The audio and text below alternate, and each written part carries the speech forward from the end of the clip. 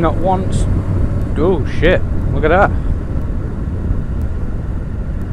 Do I still want to go that way? I'm not sure. That's a bit worrying. Fucking hell. What the fuck was that? I'd say something just blew up.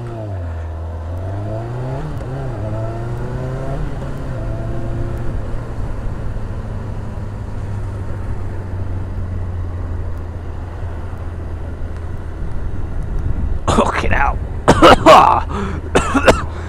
Well, that's what happens when a van engine blows up, apparently. Fuck me. Oh shit, that was good. Fucking hell. Sorry. I'll put a sound warning on this one. That shit's heavy. Oh, my lungs. Oh well, it's nothing that living with smokers hasn't done to me already.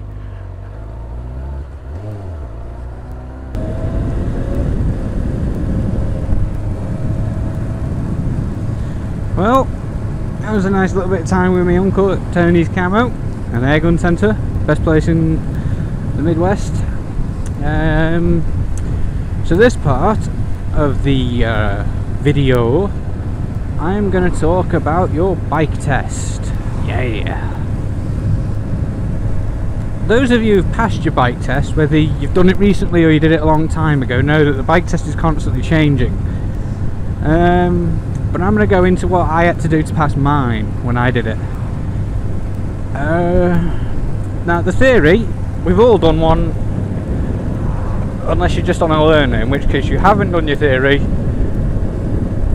It's 50 multiple choice questions followed by hazard perception, the results of which have got to be 43 out of 50 for the multiple choice, and so many points on the hazard perception. Now the hazard perception is a piece of piss. It's basically just click when you see a hazard, but it's what they define as a hazard that you've got to be wary of. Because I clicked when there were things that I would have been wary of but they thought weren't issues, but everything's an issue when you're on the road. Now when I came to the multiple choice, I got 43. I barely scraped by. In preparation for the test, all I did was where you can buy the DVD to practice your test. I did the free online version twice. That was it. The questions I got wrong were on stopping distance, because obviously they have set parameters that you have to click for your stopping distance, but I'm of the personal belief that stopping distance is based on you, the distance from the nearest vehicle, conditions. You know, you can't put that into a multiple choice answer system. It's all based on how you're going to react to it.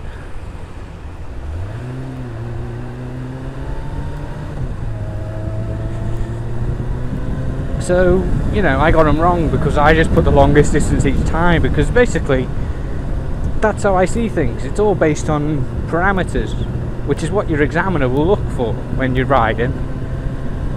Now we're going to move on to Mod 1.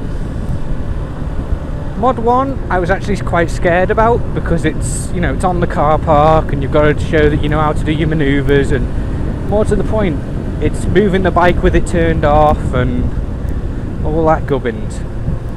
It's not as scary as it seems. It's 10 to 15 minutes. It's stuff you had to do for your CBT. It's stuff you've done 120 times before. It's not a problem. You can do it with your eyes shut. I passed it with one minor. That minor being that I didn't stop far enough into the box when you have to stop with your wheels between the blue cones. My wheels were within the blue cones, but not as far ahead. To which my argument was, well, I don't want to be on the line, I want to be behind the line where I'm safe. The guy, I wouldn't say he agreed with me, but he didn't disagree with me. So that being said, you know, the Mod 1 is actually quite simple. It's just stuff that you've been taught to do on your lessons, if you're doing it direct access or not. Either way, it's quite simple. You can get it done. Now the Mod 2, I a lot more relaxed about, but I knew that the fail criteria was higher, simply because you're on the road 45 minutes, 30-minute under instruction, 15-minute free ride approximately. Now this is not an exact science, by no means. He'll do it the way he feels best based on how you ride. On that one I got 5 minors, and they were for things like observations mostly. Like he said I looked too soon at one roundabout, and then at the next one I looked too late.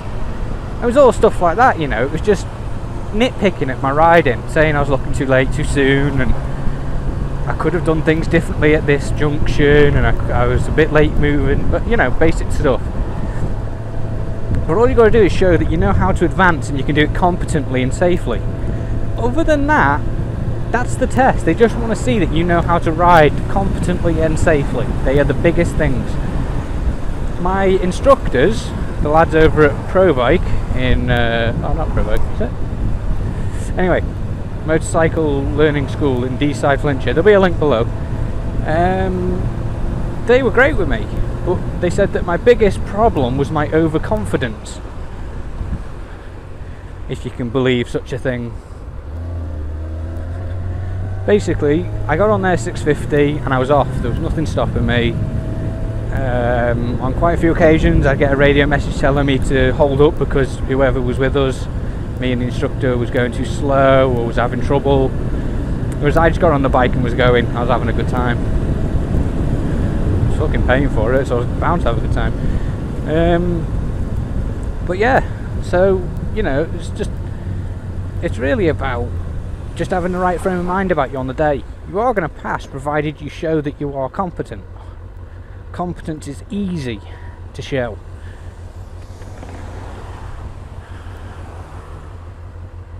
Passing your test is quite simple, really. It's just you get bogged down with the fear of it all. I mean, somebody else judging your abilities. I know it scared the living fuck out of me when I had to do it in my car and my bike. But I passed both my tests first go. Mod 1, Mod 2, first time. I didn't pass my car first time because, well, I'm shit. No, I was young and stupid and panicking a lot, so I failed them. But on the bike, I went into it with a level head, even though I was worried about it. Level-headed, gave it a lot of thought before doing anything, and I got through it just fine. Passed first go. The minors were little things, and they said, "Oh, do you want to do the after action?" And I said yes, because I wanted to know what he thought. And the skill was there to do the riding. It's just he felt that, you know, some things needed to be touched up, but that was just his personal preference. I mean, they were saying I was overconfident on the bike, but I wasn't overconfident. I was just confident with my abilities to ride a motorbike. But what I had to do was show them that I could do it safely, and I always have been.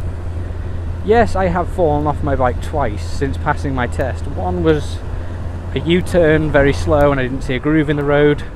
Rider error. The other day, I fell off because, well, fuck it, the bike wasn't even on. I mean, what would you class that as? I'd just class that as a mishap. I wouldn't class it as an actual accident or anything, because I literally just clunk, fuck's sake, and fell off. You know, it was just that easy. We all do it at some point, and I've done it twice. But as for the test, if you are thinking about taking your test, or you've done your test, or you're going to need, you know, someone, tell them not to worry about it. They will. Tell them not to. It's all about showing you're confident, competent, and safe. If you can nail those three, you're fine. Knowledgeable as well. I mean, you're required to know a certain amount, like a little amount about your bike. Like if you're going to be riding with a pillion passenger, what have you got to know? It's about, you know, your suspension, your brakes, your tyre pressures, all that sort of thing, your headlight height, stupid shit. But just saying, those are the things you've got to watch out for. The headlights, they'll know that you know, they'll know that you know the answer, but that just shows that you've read a book or have been told to say that. Go into a little bit of depth with it.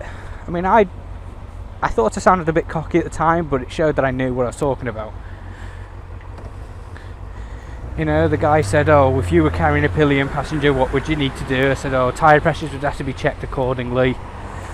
You know, suspension would have to also be checked to ensure that it was supporting the weight of the new pillion passenger through corners and things. Your guidebook would probably be the best place to go for that information.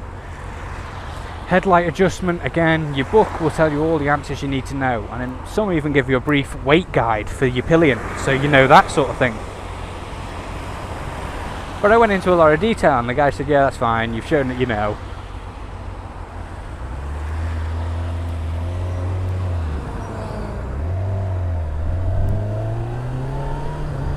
Oh shit.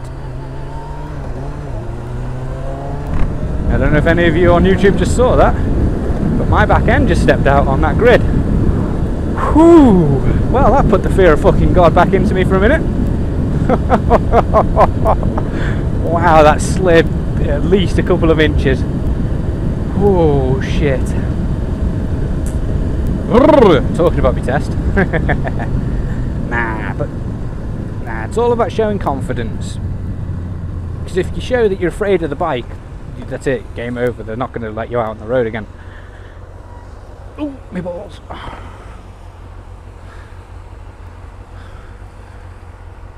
Confidence and other.